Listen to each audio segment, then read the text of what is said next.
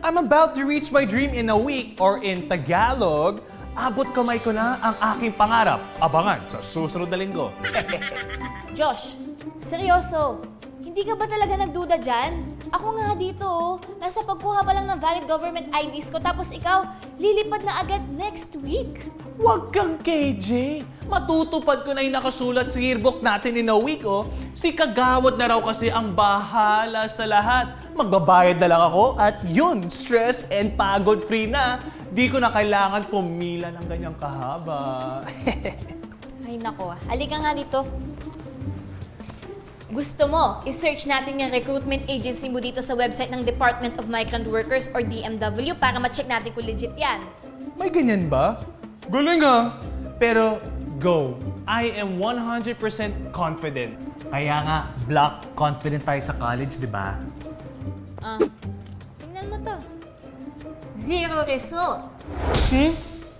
Legit ba yan?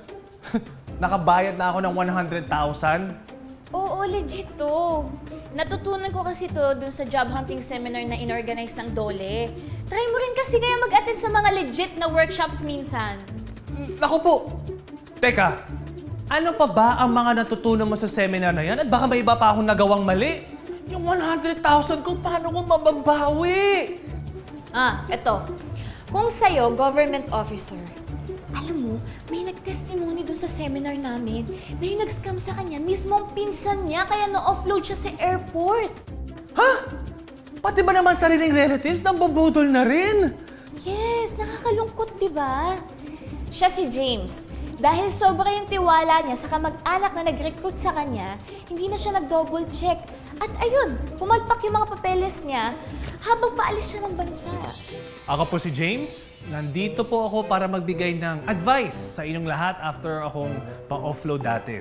Ang masaklap po, sariling pinsan ko po ang nambudol sa akin. Kaya huwag maniwala agad sa mga nag-aalok na instant lipad at trabaho abroad. At higit sa lahat, matutong basahin lahat ng papeles ninyo bago pumasok sa airport. Oh no! Ano pa po ang nangyari, sir? Eto, nahingi kong actual CCTV dyan sa airport. Sabi kasi ng pinsan ko, bantayan ko raw ang staff sa window. Pag sanyasan daw kami, pag uupo na siya, ibig sabihin, lalapit ako sa kanya. Wala ng cheche boreche sa interview at ipoprocess na agad ang passport ko. Minalas ako. Pinalitan bigla yung staff. Kaya yun, doon ako nadali.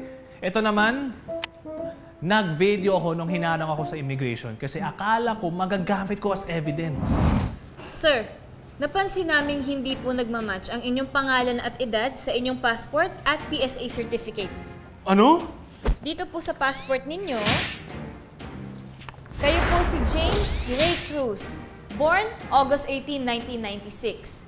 Samantalang dito po sa PSA certificate ninyo, kayo po si James Dean Cruz, born December 18, 1999. Sino po ba talaga kayo sa dalawa? Ha? Sir, pasensya na po, pero hindi po kayo maaaring tumuloy sa inyong flight. Bakit? Kumpleto naman ang mga papeles ko. Flight ko na in 30 minutes. Baka maiwan ako. Pasensya na po talaga, sir. Tagal ko nang pinano ang trip na to. Bakit ayaw niyong payagan? Oh no! Isa pa sa mga maling itinuro sa akin ng pinsan ko noon ay magsinungaling. Isasagot ko lang daw ay bakasyon ang aking sadya abroad pero sa totoo lang magti-TNT o tago ng tago ako doon at magtatrabaho. Yun ang tinatawag na tourist to worker scheme modus. Ano pa po ba yung ibang red flags? Good question, Iha. Nariyang malaki pa ang placement fees kaysa sa monthly salary. Mabilis ang pagpapaalis like in 1 to 2 weeks. At higit sa lahat, ginamit ang trust na nabuo ko sa pinsan kong yun para pagkatiwalaan ko siya. Naniwala ako doon kasi ang yaman na ng pinsan ko at ang dami na rin niyang naipadala abroad.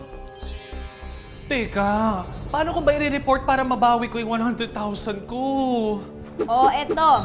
Tawagan mo ang hotlines ng government offices natin.